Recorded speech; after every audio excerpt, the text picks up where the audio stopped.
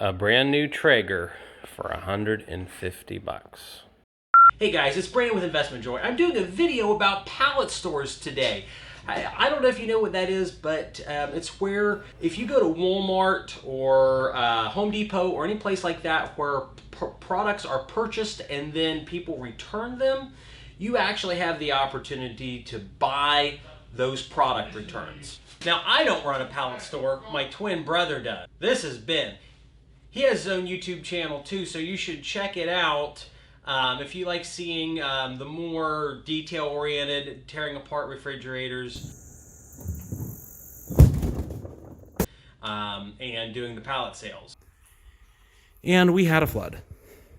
So this all here is my brother's pallet store. This is my brother Ben, and this is his store. All this stuff in here is his, and he's going to tell you about the upsides, the downsides, how much money he makes on these items, and generally how to go about it. Hey guys, so what I do is I buy pallets, but I don't buy them by the pallet, I buy them by the tractor trailer load. I have a contract, a very lucrative contract with a Home Depot broker, and he is able to buy truckloads of items for me, which is way cheaper than buying them individually or even by the pallets.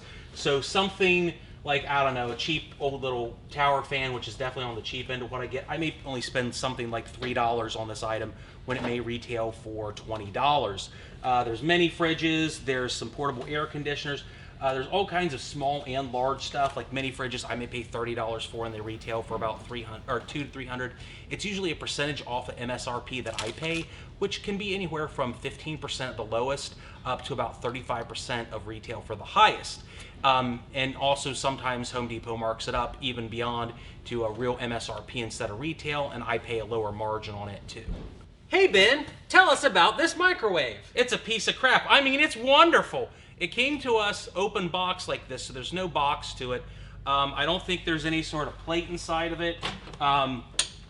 No roaches, it seems, but sometimes we get items like this that get returned that don't have boxes, and sometimes they don't have the plates, but they could be in working order. So this is kind of like a not so great item, but we can still sell it and make a few bucks, at least off the wholesale cost, once we got a plate and turntable in it. Hey Ben, tell me about this extravagantly heavy portable air conditioner. Well, while you hold the 200-pound air conditioner, I think I paid probably $100 for it. When I pay for the items, it's always, again, off of retail, so whether it comes in the box or not doesn't matter to what I have to pay. So I may have paid $100 for it. Retail, if it was in box, be worth about $400, but with it being out of box, I may get $200 out of it. Tell me about this fan, Ben. Well, it came to us like this without a pedestal, so it's a piece of crap. Oh. I broke it. Now it's only a fan. Tell us about the fan you're holding, Ben. Well, they keep sending a bunch of these and I can't sell them. They retail for $40, I pay $5, and I probably got $300 in the back. No one wants to buy them because they're not that good. Okay, so now we're back in the section that has a lot of use to me. He buys Home Depot returns, which work out really well for me. If you guys have watched the video, which we will post at the end of this one, my cousin's currently renovating a house for me, and my cousin was here 2 days ago. And we went through the stuff here and found a pretty good bit of stuff to finish off our home. How much did you pay for this? How much am I going to pay for it? I probably paid about $6 to $7. It retails for about $50. So I probably paid $6 or $7, and I'm going to get as much money out of Brandon as possible. So 25 to 30 bucks. Yeah, I think that's what we ended up paying for this. So retail 50, I paid 25-ish, maybe 30. He's going to make a $24 margin on the product, and we both end up happy. I also bought a freaking awesome Traeger grill, and I paid him $150 for it, and how much did that cost you? I don't know, because I think they may have manifested it wrong to me. Sometimes when they tell me what I'm going to get is a lie. Sometimes I will get things that are not on the manifest, and sometimes there are big hits that I was hoping to get that are lost. For the Traeger, I can't remember it being on the manifest, and it may have only been something retailed to me for $10, so I'd make a huge margin, but I'd have to go back and double check to make sure. Normally I'd probably have spent about $80 to $90 on it at wholesale, but it was in damaged condition out of box. So he got it for $150, which is really a good deal because it retails for about $600. Didn't make a whole lot of money on it, but given the condition, I'm going to be happy to cover my costs. But if it wasn't on the manifest, it's a huge home run for me. Yeah.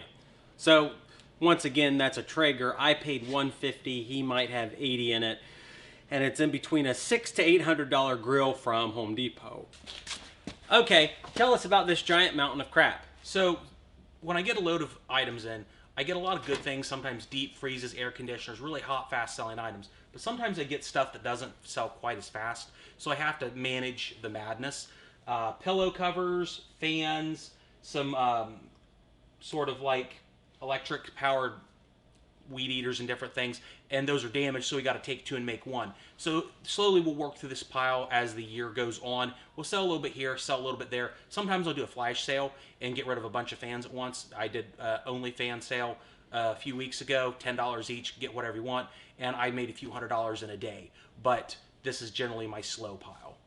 So it seems like to me one of your big struggles here is space. How many square foot of space are you using for this enterprise? About 10,000 square foot right now, but it's very poorly organized. So that's one of the things. The margin is great here with this business in a lot of cases.